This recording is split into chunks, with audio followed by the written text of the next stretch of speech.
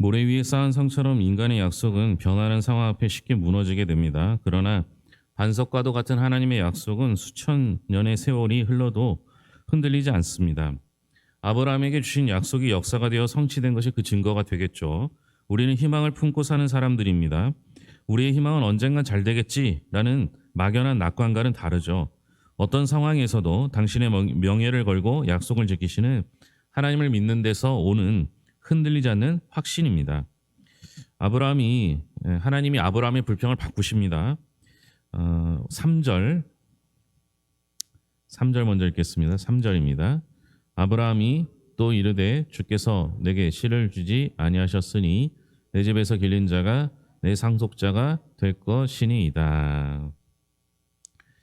좀 애매하죠. 사실은 아브라함이 불평을 늘어놓았다고 하는데요. 그 불평은 하나님께서 씨를 주지 않으셨기 때문에 집에서 기른 자, 그러니까 종의 자녀를 상속자로 삼겠다라고 말한 건데요. 이걸 이제 불평으로 볼 수 있는가라는 겁니다. 정확하지는 않죠. 하지만 하나님 앞에 하나님 씨 안 주셨으니까요라고 얘기했다는 것만 해도 그 자체가 이제 불평처럼 보일 수 있을 겁니다. 그 탄식 때문에 하나님이 주시기로 했는데 왜 안 주셔요? 뭐 이런 거잖아요. 그러니까 마치 자녀들이 부모에게 그 아빠 엄마가 주기로 했는데 왜 안 주냐고 따지는 것 같은 상황이 되겠죠.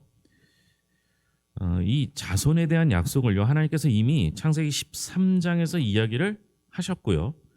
막대한 재산까지 소유했지만 정작 그 모든 것들을 이어받을 자녀가 없는 현실에 절망했습니다.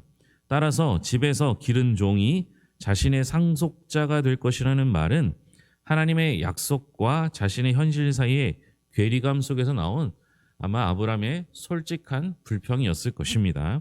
그런데 문제는 하나님께서 그의 불평을 들으시고 어떻게 반응했는가라는 거죠. 5절입니다.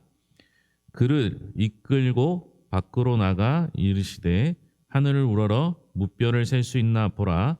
또 그에게 이르시되 내 자손이 이와 같으리라. 불평하는 아브라함을 이끌고 바깥으로 나가서 무뼈를 보고 셀 수 있나 보라. 내 자손이 이와 같으리라. 이렇게 이야기를 합니다. 그러니까 이게 첫 질문이 불평이었다라고 봤으면 그 불평을 들었으면 이제 하나님께서 그 불평을 잠재울 수 있는 제일 좋은 방법은 뭐겠어요?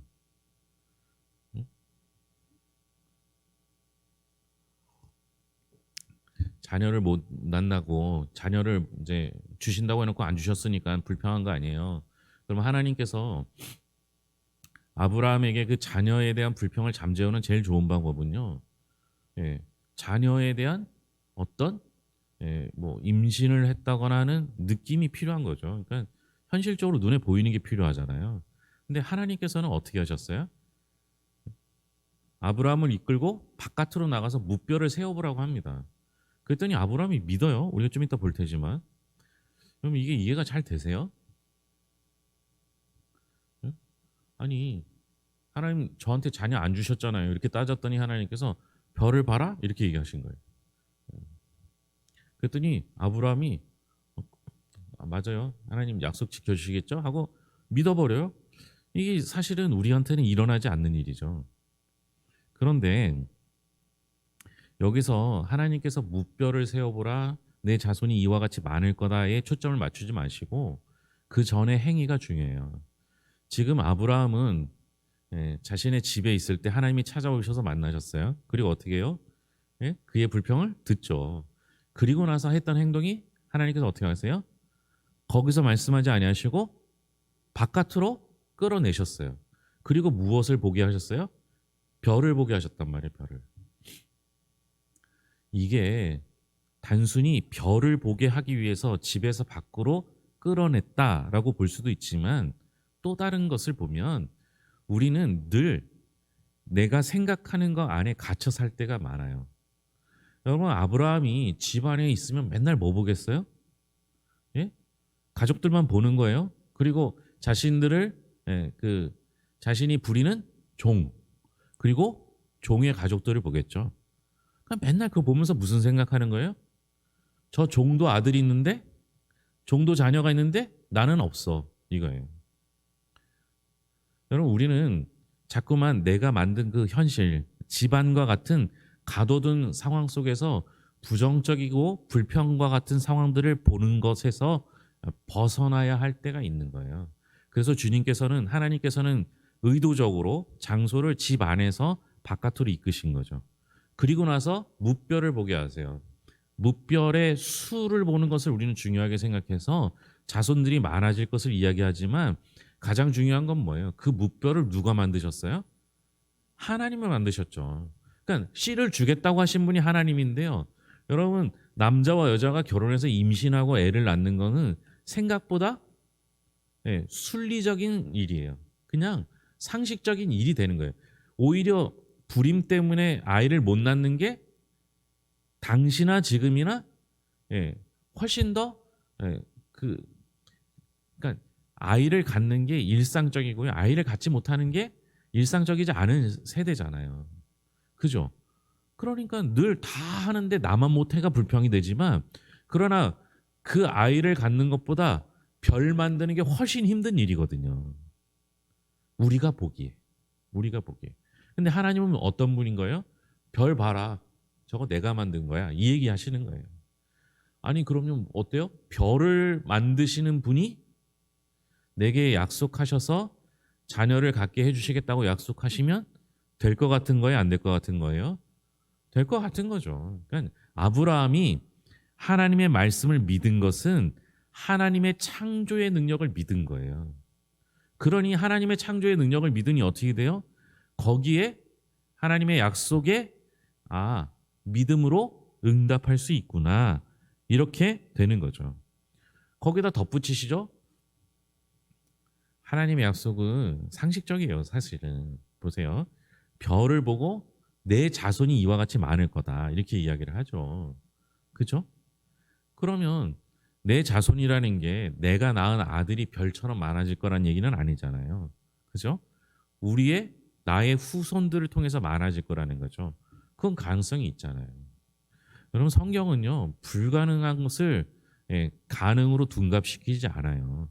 하나님의 능력을 아는 순간 하나님의 능력으로 될 수 있는 것들을 이야기하는 게 성경이에요. 그러니 여러분, 우리가 믿음이라는 건 무턱대고 믿는 게 아니라, 별을 만드신 하나님께서 내게 아이를 주시겠다고 약속하시면 되겠다, 이렇게 생각하는 게 성경적 상식이라는 거죠. 그런데 여러분, 우리가 성경적 상식이 아닌 건 뭐냐?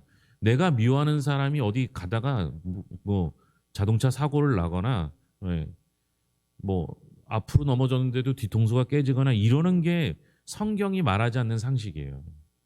근데 우리는 꼭 내가 미워하고 나를 괴롭힌 사람이 벌 받을 거라고 생각하잖아요. 그 사람도 하나님의 사람이에요. 하나님께서 사랑하시는 사람이란 말이죠. 그러니 내가 미워하는 사람이 잘못되는 것은 성경에 나오는 상식이 아니지만, 하나님께서 약속하신 것은 온 세상을 창조하신 그 하나님께서 이루실 거라고 믿는 게 성경적 상식인 거죠. 아브라함은 그 상식을 가진 거예요. 그리고 이왕이면 이렇게 보여주는 거에 좀 필요했던 거죠. 그래서 하나님께서 별을 보여주신 겁니다.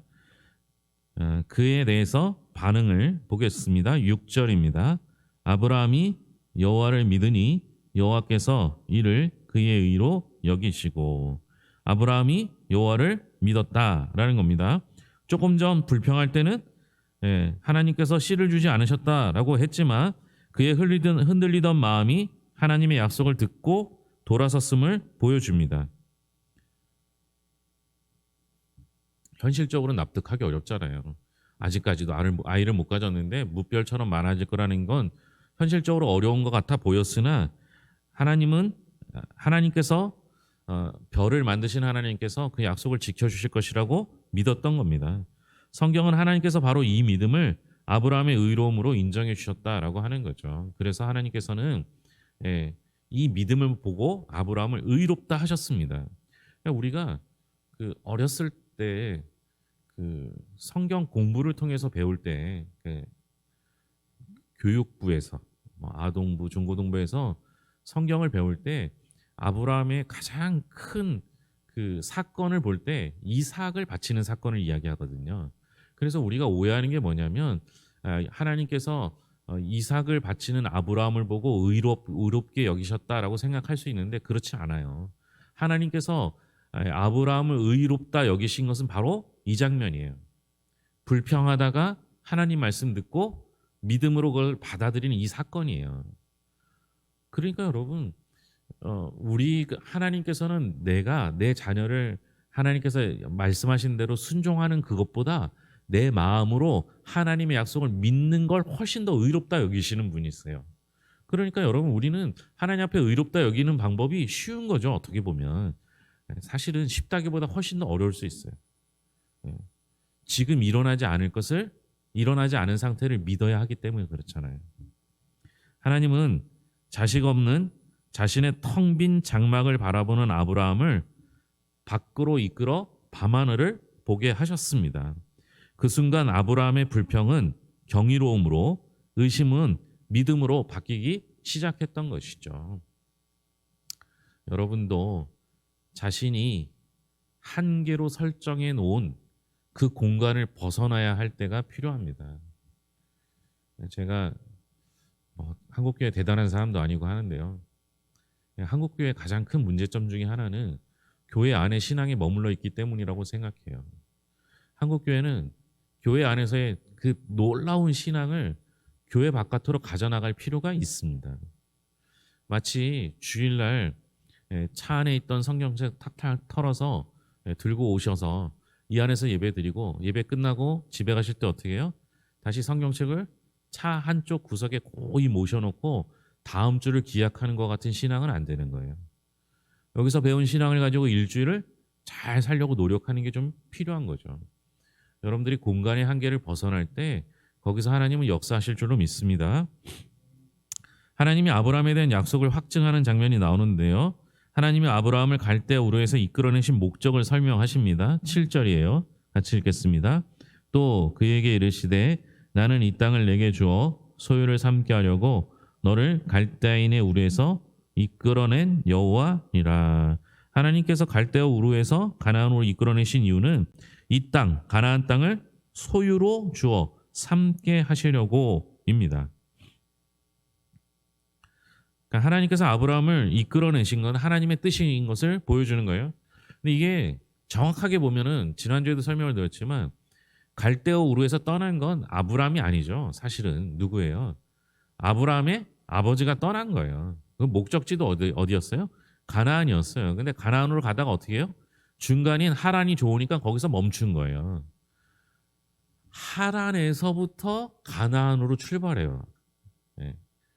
그러니까 어찌 보면 하나님께서는 애초부터 아브라함을 가나안으로 보내기 위해서 아직 믿음이 완전치 않았던 데라를 이끌어내서 하란에 머물게 하시고 거기서 죽은 후에 아브라함으로 이어가게 하셨습니다. 목적은 가나안 땅을 아브라함에게 주시기 위한 것이라는 겁니다. 자, 지금까지 아브라함은 무엇을 불평했다고요? 하나님께서 자신에게 씨를 주시 않은 걸 불평해요. 근데 하나님은 뭐예요? 예? 씨를 주시는 것뿐만 아니라 어떻게 해요? 자녀를 주셔서 후손들이 많게 하시는 것뿐만 아니라 그 후손들이 살 땅을 준비하신 거예요. 그러니까 하나님은 우리에게 너 자녀 주고 너 자녀가 많아질 거야. 여기서 그치지 않아요. 하나님의 계획은 어떻다고요? 그 자녀들이 살 땅을 준비하고 계시는 것이 하나님의 방법이라는 거예요. 제가 그 주일날도 그렇고 지난주 수요일도 그렇고 노아 얘기하고 그 저기 족보 얘기하고 해갖고 제가 마음이 좀 심란했어요. 들으시려나? 이게 왜냐하면 지엽적인 부분이거든요. 그러니까 제가 지금 흐름은 하나님의 구속 사역을 가지고 제가 창세기를 설명하고 있거든요. 근데 거기 지엽적인 것에 이렇게 매몰되면 그게 재밌거든요. 그래서 걱정을 많이 했는데 여러분 보세요. 지난주에 수요일 날 얘기했던 게 하나님께서 노아의 방주가 그 물에 머물러 있는 그 1년여의 기간 동안 뭐 했다고요? 하나님께서 나무를 키워 놓으셨다라고 말씀드렸잖아요. 하나님의 방법은 그래요. 그 기간 동안 가만히 계시는 게 아니라니까요. 하나님은 무언가 일하고 계시는데 그것이 우리를 위한 것으로 일하고 계세요. 하나님께서 창조하실 때 첫째 날부터 여섯째 날까지 창조하시고 마지막에 사람을 창조하셨잖아요. 왜 그 순서를 하셨다고요? 사람에게 필요한 모든 것들을 주시기 위해서라는 거죠. 하나님께서 아브라함을 가나안으로 이끌어내면서 자녀에 대한 이야기를 하셨고 약속을 주셨지만 아브라함은 그것에 집중해 있지만 사실은 뭐예요? 그 가는 여정을 통해서 하나님이 이끄시는 땅을 보여주시고 그곳에서 그 수많은 자손들이 살게 하신 것, 그것이 하나님의 계획이라는 거예요. 그러니까 우리는 하나만 보는 거예요. 하나님 너한테 왜 주시겠다고 왜 안 주세요? 이것만 보고 있는데 하나님의 계획은 주실 자손뿐만 아니라 그 자손이 살아갈 땅까지 이미 계획하고 그곳으로 이동시키고 있었다라는 겁니다. 그러니 여러분, 우리가 하나님 앞에 순종해야 되는 이유는요. 하나님은 우리에게 하나를 말씀하시면요. 전부를 준비하시는 분이기 때문에 그래요. 그냥 우리는 하나만 받아갖고 이게 되나 안 되냐 막 그거 고민하고 있는데요. 하나님은 그것만 주시면 안 되는 거거든요. 아니 자손 많이 주셨는데 땅덩어리가 없으면 어떻게 하겠어요. 그러니 우리가 하나님 말씀에 순종하는 이유는 우리가 하나님의 능력을 못 믿었는 게 아니라 하나님의 계획을 다 알지 못하기 때문에 그래요. 하나님의 계획을 다 알면요 당연히 순종하는 거예요. 근데 우리는 하나님의 계획을 잘 몰라요. 예? 배고플 때 뭐 주면 만나 주면 좋아하고 예? 만나 먹다 보니까 고기 달라고 불평하고 그러다 보니까 물 없어서 뭐라고 하고 그죠? 계속 이러는 게 우리는 하나만 본다니까요. 근데 우리 하나님은 내가 가는 모든 길의 전체를 보고 계신다는 거예요. 그러니 하나님을 신뢰하는 거죠. 하나님의 계획을 믿는 거죠. 하나님이 그 얘기를 하니까 아브라함이 하나님 약속해 주세요. 보여주세요. 이렇게 하죠. 그래서 아브라함에게 명하신 게 나옵니다. 9절과 10절입니다. 9절과 10절 같이 읽겠습니다. 여호와께서 그에게 이르시되 나를 위하여 3년 된 암소와 3년 된 암연소와 3년 된 수량과 산비둘기와 집비둘기 새끼를 가져올지니라. 아브라함이 그 모든 것을 가져다가 그 중간을 쪼개고 그 쪼갠 것을 마주대하여 놓고 그 새는 쪼개지 아니하였으며. 뭐 가져오라고 했냐? 3년 된 암소, 수량, 산비둘기, 집비둘기 이거를 반으로 쪼개서 그 쪼갠 것을 마주대하도록 놓도록 하셨죠. 이게 그 당시에는요 서로 약속을 정할 때 이렇게 해요. 그래서 제사 물품을 가져다가 반으로 쪼개서 갈라놓습니다. 그리고 그 사이를 지나가게 해요. 예. 이게 무슨 의미냐면요.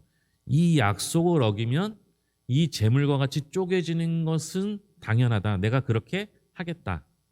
그러니까 내가 안 죽고 약속을 지켜내겠다. 이런 걸 한 거죠. 이 행위는 만약 이 계약을 어기면 쪼개진 짐승처럼 될 것이다. 라는 게 서로 약속하는 맹세가 있는 거죠. 하나님께서는 아브라함이 이해할 수 있는 가장 엄중한 당대의 방식을 통해 당신의 약속을 공식적으로 확증하신 겁니다. 하나님은요, 우리한테 야 그냥 믿어 이렇게 하지 않으셨다는 거예요. 그 당시에 통용되는 약속의 방법을 사용하신 거예요. 하나님이 우리에게 때로는 말도 안 되는 하나님 나 그 약속 못 믿으니까 확증을 해주세요. 확실히 뭔가를 좀 증명해 주세요 하면 하나님이 그렇게 하실 때도 있는 거예요. 그러니까 우리 하나님 대단하죠. 불평할 때도 밖으로 이끌어내서 별을 보게 하셔서 말씀하시고 시각적으로 그리고 약속을 못 믿겠으니까 아니 약속을 믿는데 하나님 그래도 좀 확실하게 해주세요 하면 그것도 해주셨어요. 어떻게 하셨냐? 17절입니다. 17절 해가 져서 어두울 때 연기나는 화로가 보이며 타는 횃불이 쪼갠 고기 사이로 지나더라. 그 쪼갠 고기 사이를 뭐가 지나간 거예요? 연기나는 화로와 타는 횃불. 근데 이게 재밌는 게 뭐냐면요. 12절입니다. 해질 때에 아브라함에게 깊은 잠이 임하고 큰 흑암과 두려움이 그에게 임하였더니. 그러니까 이렇게 쪼개놓고 나서 아무 일이 벌어지지 않은 거예요. 언제까지? 해가 질 때까지, 깜깜해질 때까지 아무 일이 벌어지지 않았어요. 결국 아브라함이 어떻게 돼요? 잠이 들어요.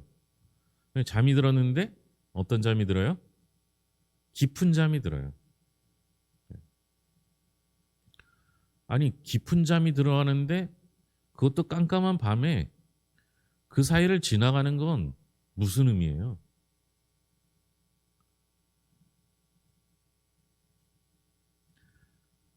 그러니까 이게 깊은 잠이라고 표현되니까요. 깊은 잠이라고 표현됐으니까 하나님은 지나가도 아브라함은 뭐예요? 못 본 거예요. 자느라고 못 봤어요. 그러면 아브라함은 하나님 약속해 주세요 했는데 하나님 확증해 주셨는데 그걸 본 거예요, 못 본 거예요?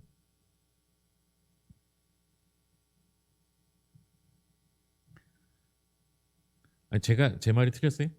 이게 그냥 잠이 들었는데, 예, 잠이 들었는데 하나님이 지나가는 순간, 예, 그냥 설잠이 들어서 보통 이럴 땐 설잠 들잖아요, 막, 예, 누구 기다리고 있는데 아직까지 안 왔어요. 그럼 여러분 깊은 잠이 드는 건 상식적이지 않잖아요. 보통 설잠이 들잖아요. 설잠이 들면 누군가 인기척 소리에 어떻게 돼요? 깨서 보게 되겠죠. 근데 성경엔 뭐라고 표현되어 있어요?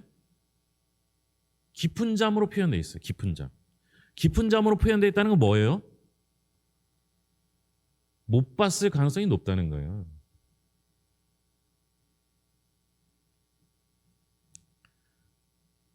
아닐까요? 제가 요새 너무 좀 어려운 질문들을 던져놓나요? 예? 못 봤을 거 아니에요. 그럼 이게 무슨 의미일까요? 첫째, 아브라함이 깊은 잠이 들었다는 건 인간의 한계를 뜻해요. 여러분, 우리는요, 하나님과 약속도 잘 못 믿을 뿐만 아니라 약속이 이루어지는 그 순간, 그 하루도 견디지 못하는 아주 연약한 인간에 불과하다는 거예요. 심지어 깊은 잠에 빠질 정도로 그렇게 연약한 존재라는 거예요. 그러면 아브라함은 보지도 못하는 사이에 하나님이 거기에 불빛을 지나가게 하신 것, 타는 횃불이 지나가게 하신 건 무슨 의미겠어요?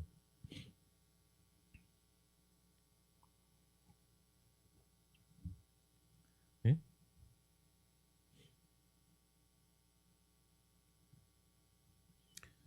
이거 의미가 있어요. 여러분 보세요.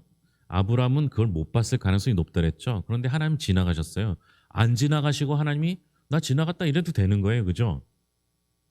못 봤잖아요, 아브라함은. 그런데 지나가셨어요. 그런데 아브라함이 잔 건 인간의 한계라면 하나님이 지나가신 거는 뭐 하나님의 능력이에요? 여러분, 약속이라는 건 항상 쌍방이에요. 혼자 체결하는 건 없어요. 그런데 그 약속의 장면 속에서 한 명은 그 자리에 있었으나 작고 하나님께서는 지나가셨어요. 이게 무슨 의미겠어요? 이 약속은 철저히 하나님의 일방적 약속이에요. 무슨 말인지 이해가 되세요? 하나님이 일방적으로 체결한 약속이에요. 하나님의 일방적 체결의 약속이 왜 중요한지 아세요? 어느 순간 아브라함은 자신의 한계 때문에 하나님과의 약속을 어길 수도 있어요. 그러나 하나님이 일방적으로 체결한 약속은 아브라함은 그 약속을 지키지 못한다 할지라도 하나님은 반드시 지킨다라는 겁니다. 결국 이 약속은 둘 사이에 자신이 맹세로 지켜지는 약속이 아니라 아브라함은 지키지 못해도, 아브라함은 할 수 없어도 하나님은 지키시는 하나님의 일방적 약속이 되어 반드시 이루어질 약속이 된다라는 뜻이 되는 거예요. 아니에요? 예? 이게 훨씬 더 은혜가 되지 않아요? 예? 믿음으로 하나님의 약속을 믿은 그 아브라함, 그래서 의롭다함을 여긴 그 아브라함이 한나절도 안 돼서 잠이 들어버려요. 그러니까 우리의 믿음은 대단하지 않아요. 우리가 하나님 앞에 의롭다 여겼던 그 믿음이 대단하지 않아요. 그날 저녁에 그냥 잠이 들어버리는 게 우리의 믿음이에요. 그럼에도 불구하고 하나님은 아브라함의 불평도 그냥 그대로 넘어가 주시고 하늘의 별을 보여주시면서 시각적인 효과도 보여주실 뿐만 아니라 하나님 내가 좀 인정할 수 있게 약속을 주세요. 좀 뭔가 보여주세요 했더니 그 약속을 체결하는 장면 속에서도 일방적인 약속을 체결하면서 너는 지키지 못해도 나는 지키겠다. 너는 하지 못해도 나는 할 수 있다라는 걸 보여주고 있는 겁니다. 그러니까 하나님은요, 우리에게 약속을 주실 때요, 야, 너가 지켜야지 나도 지킨다? 이런 약속이 아니라 너는 지키지 못해도, 너는 어느 순간 나를 잊어버린다 하더라도, 너는 어느 순간 죄를 짓고 있다 할지라도 나는 너를 지키고 구원할 거야 라는 일방적인 계약이라는 거죠. 그래서 여러분 사도 바울이 뭐라고 고백해요? 내가 받은 구원은요 자랑할 게 없어요. 왜요? 하나님이 내게 일방적으로 주신 구원의 은총이기 때문에 그래요. 그러니까 우리는 어때야 돼요? 자랑하는 게 아니야. 믿음은 자랑할 수 없어요. 아니 한나절도 못해서 잠이 들어버리는 아브라함 보시잖아요. 그런 아브라함을 우리가 뭐라고 말해요? 믿음의 조상이라고 말하잖아요. 믿음의 조상이라고 말하는 건 사실 우리는 아브라함의 믿음과 비교하면 아무것도 아닌데, 그런데 우리는 아브라함을 믿음의 조상으로 보면서 그 아브라함의 믿음을 따라가자고 말하잖아요. 아니요, 우리는 아브라함의 믿음을 따라가는 게 아니라 하나님께서 내게 주신 일방적인 그 계약의 놀라운 은혜와 은총을 깨닫는 순간이 필요한 거예요. 그래야만 나는 하나님을 모른다고 하여도, 나는 하나님을 배신한다 할지라도, 내가 하나님이 원하시지 않는 다른 길로 간다 할지라도 하나님의 구원 계획은 변함없이 이루어지는 것이 설명이 돼요. 왜요? 내 노력이나 내 공로가 아니라 하나님이 내게 주신 은혜 때문에 되는 거니까. 그러면 내가 입으로 시인하여 주님을 믿기만 하면 구원은 철회되지 않아요.